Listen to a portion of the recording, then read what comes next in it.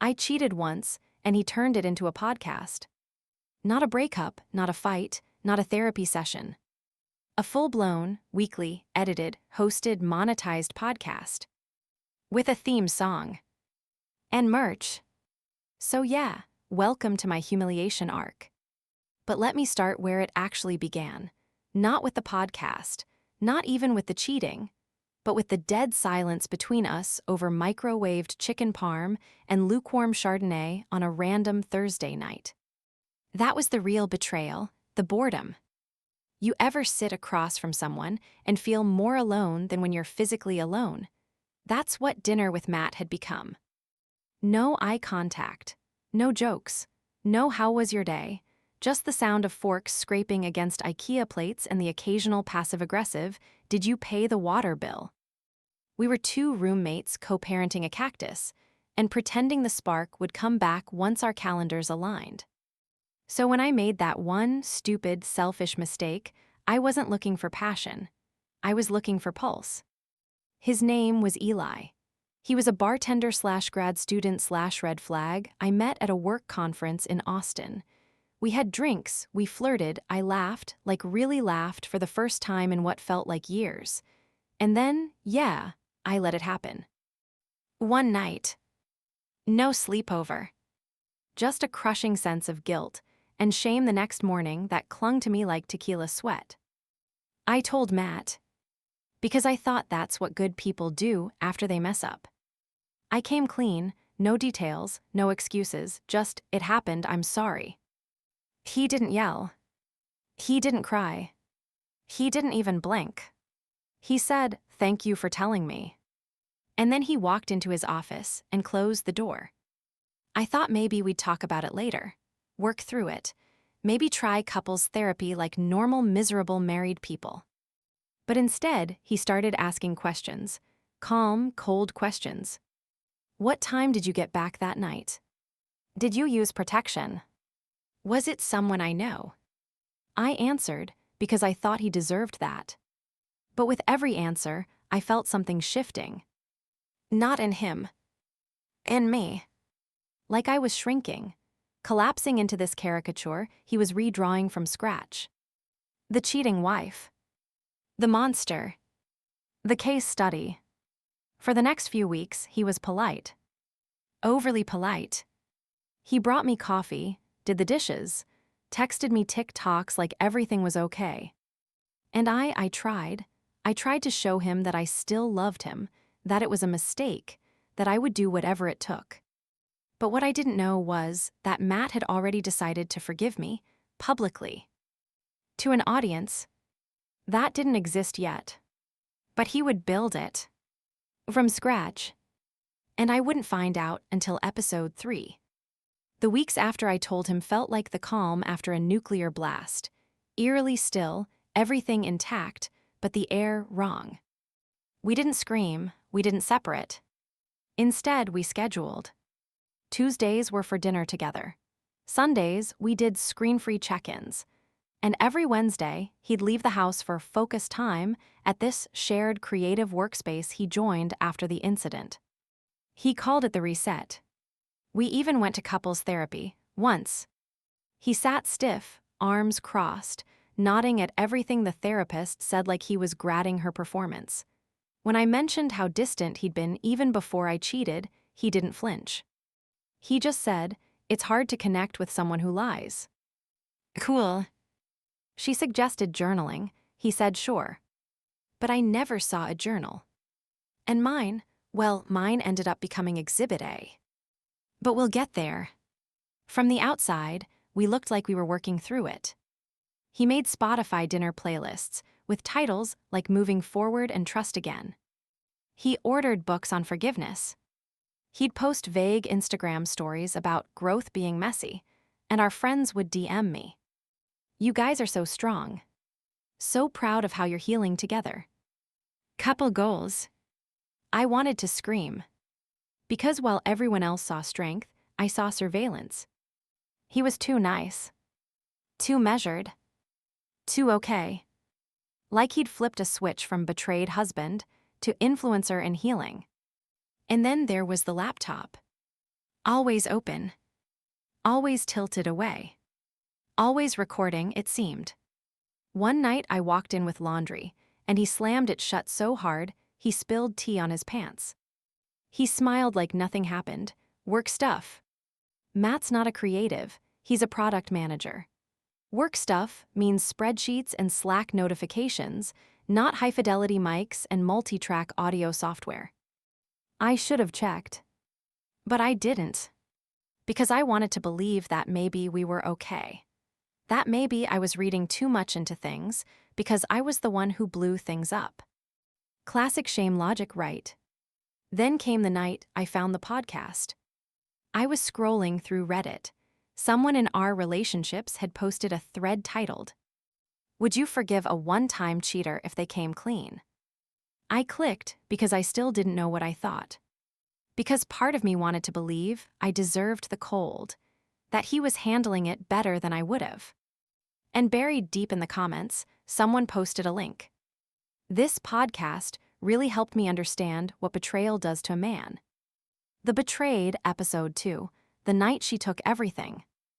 I clicked. The voice was familiar. Too familiar. It was Matt. Except it was Matt. It was a man narrating the slow collapse of his marriage at the hands of a woman who, quote, chose lust over loyalty. He didn't say my name, not yet. But he described the bar, the city, the conference. He described me. My laugh. My walk. The way I paused before saying sorry, like she was calculating sincerity. And then he played audio. Of me. From therapy. From our one goddamn session. I'd recorded it, as the therapist suggested, to review later. And Matt had it. He had all of it. I ripped out my earbuds. My whole body was buzzing, like static, like I wasn't real anymore, just a story someone else was telling. I wanted to believe I misheard. That maybe it wasn't me. So I clicked episode 1. He opened with, "This is not a revenge podcast, this is a warning. To men who think forgiveness is strength. To women who mistake honesty for redemption. This is what happens when you let betrayal live in your house." I sat on the edge of the tub and dry heaved for 10 minutes. Then I texted him, "Matt, what the actual fuck is this?" No response. Not that night. Not the next day. But by then, I was already listening to episode 3. That's when he used my full first name. I didn't sleep that night or the next. I kept re-listening, replaying every syllable, every pause, trying to figure out how much of me he had already served to the public. He hadn't used our last name. Yet. But he didn't need to. Anyone who'd ever been to one of our awkward dinner parties could connect the dots. The wife who cheated at a conference in Austin. That wasn't anonymous. That was me, with the serial number scratched off. By the time episode 3 hit, I couldn't breathe without feeling like I was being recorded. So I confronted him. He came home with his stupid canvas bag and oat milk from Whole Foods, like everything was normal. I waited in the kitchen. "Your podcast," I said, voice trembling. He didn't flinch. Didn't even pretend to act surprised. He set the milk down like I just asked if he picked up almond butter.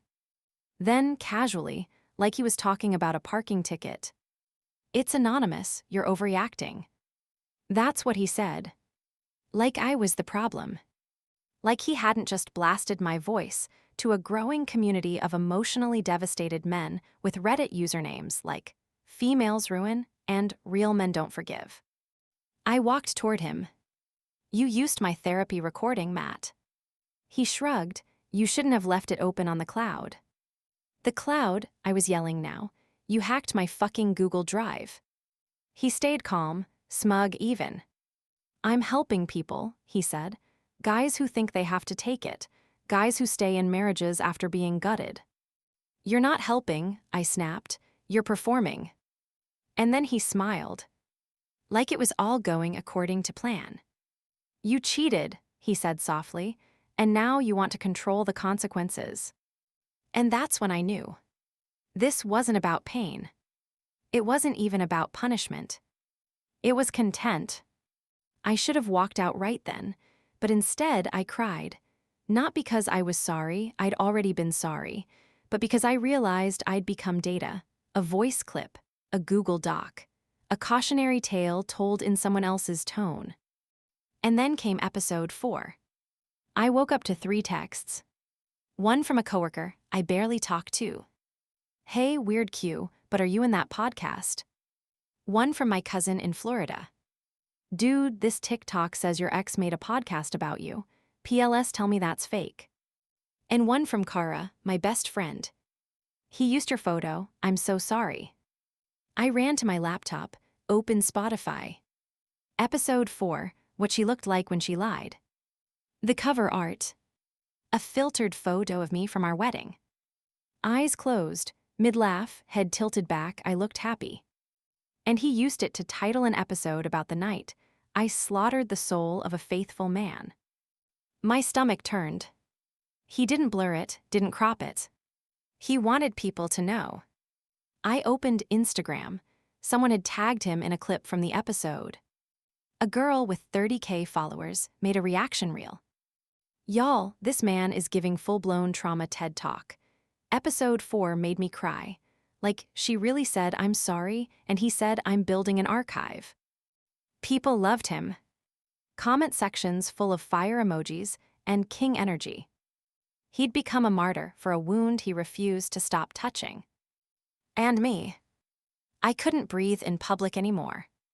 I started checking faces at the grocery store. Was that guy looking at me because he recognized me from the wedding photo on Spotify? Was that barista about to say, "You're the cheater from the pod"? I stopped posting, stopped texting, deleted every photo we ever took together. But it didn't matter. Because Matt. He kept uploading. There's Betrayal. And then there's this. It was a Tuesday. I remember because I'd finally mustered the courage to go back to yoga. Not because I was ready to reclaim anything, just because I missed stretching without crying. I came home, sweaty, slightly proud of myself, ready to reclaim 1 hour of my body from this storm. And then I opened my email. Subject line. You're quoted in my psych class. From a girl I barely knew in undergrad. Attached. A Google Drive link. File name, Mind of a Liar Memoirs, PDF. I clicked. It was my therapy journal. Let me say that again. My therapy journal. Every entry, every page, every moment where I spilled guts I didn't even know I had. There it was, formatted, watermarked, and uploaded as supplemental material, EP 5. I screamed. Not metaphorically, not inside. I screamed. Out loud. Scared the neighbor's dog. I grabbed my phone, went straight to Spotify, and there it was. Episode 5, inside her head, how they justify it. He didn't just read quotes. He narrated them. Out loud. In his podcast voice, the one he practiced, calm and measured like a grief counselor in a cologne ad. July 17th, she writes, I feel invisible. I fantasize about someone seeing me, not sexually, just seeing me. See, it's not about sex, it's about attention. That's what they don't tell you guys. They don't want love, they want witnesses. I stopped breathing. He read through my pain like it was a script. Turned my self-excavation into clickbait. He made me audible. And the worst part, he uploaded it as a downloadable Google Doc in his show notes. A literal read-along. People were annotating it. One comment thread had a line-by-line discussion of my most vulnerable entry. She literally planned it emotionally before it happened. That part about waking up and wishing for silence, red flag. Damn, I'd leave too. I felt like I'd been stripped naked in a stadium. No, worse.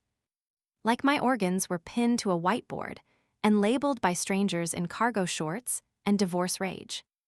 I ran to the bathroom and threw up until my throat was raw. Then I called him. Voicemail. Again. Straight to voicemail. So I did what I never thought I would. I drove to the co-working space, the one he claimed was his healing zone.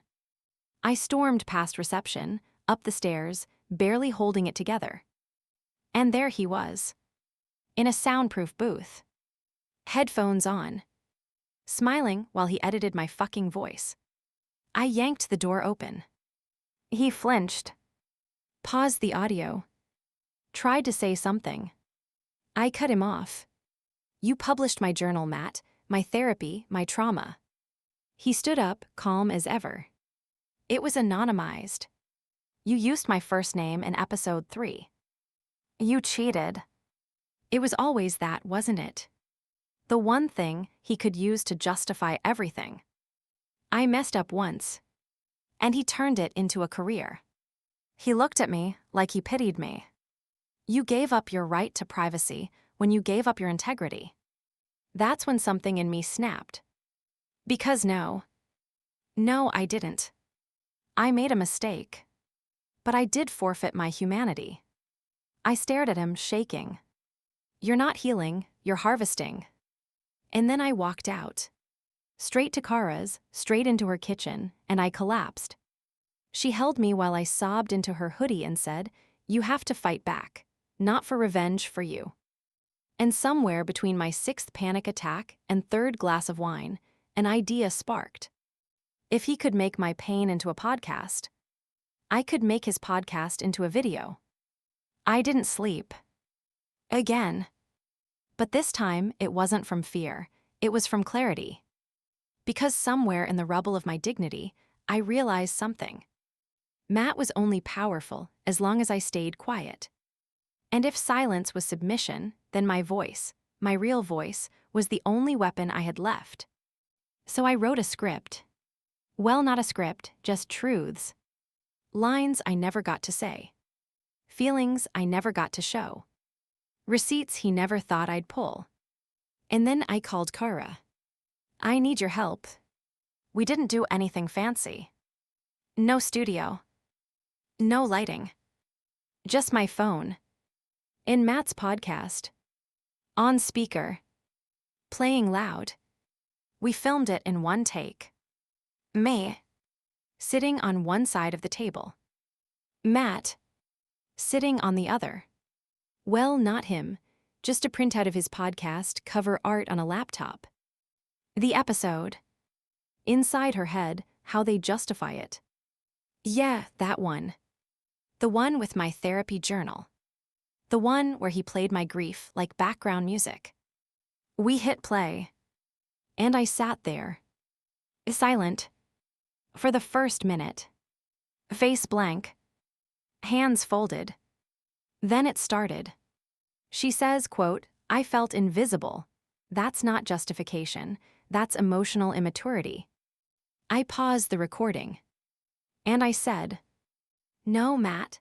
That's called being a woman in a marriage where I begged to be noticed while you made notion boards about dishwashing schedules. Hit play again. You'll notice how she writes in metaphors. That's deflection. Pause. That's writing, Matt. It's how people process pain who don't weaponize it into merch. Pause, breathe, stare into camera. I made a mistake. I told you, I owned it. But you didn't want an apology. You wanted an audience. Then I let it run. Let people hear how he read my words like a trial transcript. And I just stared. Let my face say what I couldn't put into a caption. Disgust. Disbelief. And finally, detachment. We ended the video with one text overlay. This is what retroactive emotional abuse looks like. Ask yourself, who's really telling the story? We uploaded it to TikTok. And went to brunch. 2 mimosas in, Kara's phone blew up. It's at 80K views. 150K. 500,000. By the time the omelets hit the table, we were viral. Women were stitching the video. Lawyers were duetting it. Therapists were referencing it. One said, "This is the clearest case of emotional exhibitionism I've ever seen. She cheated once. He's commodified her for months." I wasn't ready for what happened next. People started tagging Spotify and Anchor and the podcast hosting platform, saying things like, "This violates privacy. This is revenge porn in audio form. This man should not have a mic, he needs a muzzle." Then came the hashtag, "Betrayed by the betrayed." By the end of the day, the betrayed was suspended. Matt posted a note on Instagram. "After thoughtful consideration, I've decided to pause the podcast to reflect and recalibrate. My intention was never harm, only honesty." Translation: he got caught, but I wasn't done. Because even though the podcast was pulled, the damage was. My journal was still out there. My face. My voice. So I made one more video. No edits, no reactions. Just me, holding the printed journal, looking into the camera. I wrote these pages to find myself again. You turned them into content to erase me. You said I gave up my right to privacy the day I cheated. But Matt, you gave up your humanity the day you pressed record. And then I lit the printout on fire. The comment section exploded. This is the energy we need. You made a mistake, he made a brand. Girl, you didn't just take your power back, you monetized his. That night, I opened my DMs. Dozens of women, all telling me their versions of the same story. I apologized, and he never let it die. I made one mistake, and he made it his whole personality. I didn't cheat, but I thought about it, and he punished me like I did. I wasn't alone. I was just the one who filmed it. The day I got the email, I was standing in line at Trader Joe's holding a $6 bottle of wine and a bag of frozen dumplings, thinking I'd finally returned to normal. Then my phone buzzed. Subject line: podcast collaboration inquiry, from a real network, not a guy with a mic. At first, I thought it was spam. But no, it was real. A legit audio company. Blue checkmark, press photos, full media kit. They'd seen my TikTok. They wanted to talk. The pitch: a podcast hosted by me, telling the stories of women who have been shamed, exposed, or digitally dragged under the guise of truth. Title suggestion: She Said Enough. I laughed right there in the aisle, loud enough that the woman behind me stepped back like I'd sneezed on her. I called Kara immediately. She screamed. I screamed. The wine almost dropped. We recorded the pilot that same weekend. No fancy setup. Just my voice, my tone, my story. I didn't perform it, I told it. With all the cracks, the cringe, the guilt, the fury. And when we went live, it blew up. Not niche viral. Not look 20K views. I'm talking headlines, interviews, Spotify promo banners, DMs from women saying, "I never cheated, but I lived your story." I didn't even do anything, and he still tried to turn my pain into proof. It wasn't about infidelity anymore. It was about consent, control, narrative power. And then, because the universe loves dramatic timing, I got served. A cease and desist. From Matt, claiming I'd stolen his podcast format. That I was defaming him through implication. That he had proof of IP theft and emotional distress. I laughed. Not because it wasn't serious, he did file. But because the lawsuit. It quoted me. Lines from my reaction video. Used as evidence of malicious branding. He tried to cancel me with my own words. Again. But this time, I had receipts too. I gave the story to a reporter. Not just the podcast drama. All of it. The journal leak. The audio clips. The therapy violation. They published the exposé. When forgiveness becomes a performance, the true story behind the betrayed. Matt's followers turned. Not all, but enough. The narrative broke. And you know what his next post was. A black square. Caption: taking time offline to reflect. Please respect my privacy. The irony nearly snapped my spine. You demand privacy. After turning someone else's pain into a playlist. Nope. Spotify dropped his show permanently. The podcast hosting platform suspended his creator account. And as for me, we premiered She Said Enough to 500,000 downloads. Episode 1. When they monetize your mistake. I told my story. Unfiltered. Unpolished. Unashamed. And the comments. They weren't praise. They weren't hate. They were women. Saying, same. Me too. He recorded me crying. He turned my breakup text into an Instagram quote. He read my diary entry on YouTube. This wasn't just about Matt. This was about all the Matts. Every man who thinks a woman's grief is theirs to brand. Every guy who treats being hurt like a content strategy. Matt tried to own my story. I didn't just take it back. I sold it. You know what no one warns you about? When you take your story back, people expect closure. Like reclaiming your voice means you're suddenly healed. Like the moment you speak your truth, the ghosts politely exit and the credits roll with a soft piano track. But it's not like that. Sometimes you speak your truth and it echoes. Loud, messy, public. And then you sit in the silence after and wonder if you've just lit your own house on fire. People keep asking me, do you regret cheating? Do you regret going public? Do you feel like you won? And here's my answer. None of it was a win. It was survival. Cheating wasn't about passion. It wasn't about someone hotter, smarter, more exciting.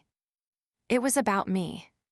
Feeling erased, muted, flattened into someone's idea of a wife. I didn't cheat for attention. I cheated because I wanted to feel awake. It was wrong. I've said that 100 times. But the punishment didn't fit the crime. Matt didn't want reconciliation. He wanted revenge that looked like reflection. He wanted to be the wounded intellectual, a man so broken he had to become a brand. And for a minute, he got away with it. He got praise, applause, followers. He got king energy, stitched onto hoodies and podcast reviews that called him raw and fearless. All while I stayed quiet. But here's what I've learned. Silence isn't noble. It's just the pause before someone else writes your ending. So I stopped waiting. And I told my own story. Not to flip the narrative. To break it. To show that women aren't archetypes. We're not cheating wives or broken birds or scandalous redemption arcs. We're people. People who make mistakes. People who survive retaliation. People who get louder when someone tries to narrate over them. And you know what I've gained. Not fame, not absolution. Connection.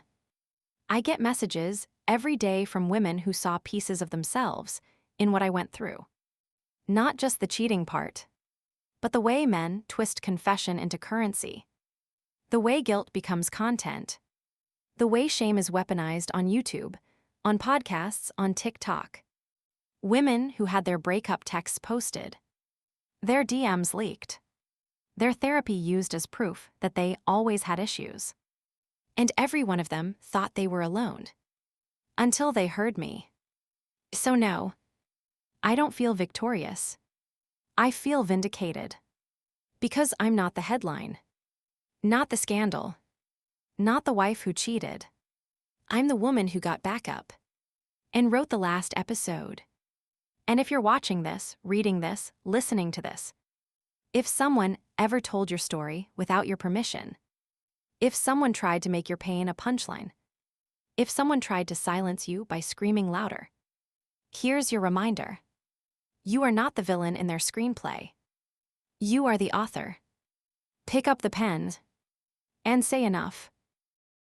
Subscribe to my Mia's Stories YouTube channel for raw, emotional stories and authentic insights that encourage healing, growth, and understanding. Don't forget to be part of a supportive space where stories inspire and lessons resonate. What do you think about this story? Let us know in the comments. Your opinion truly matters to us, and we're here for you.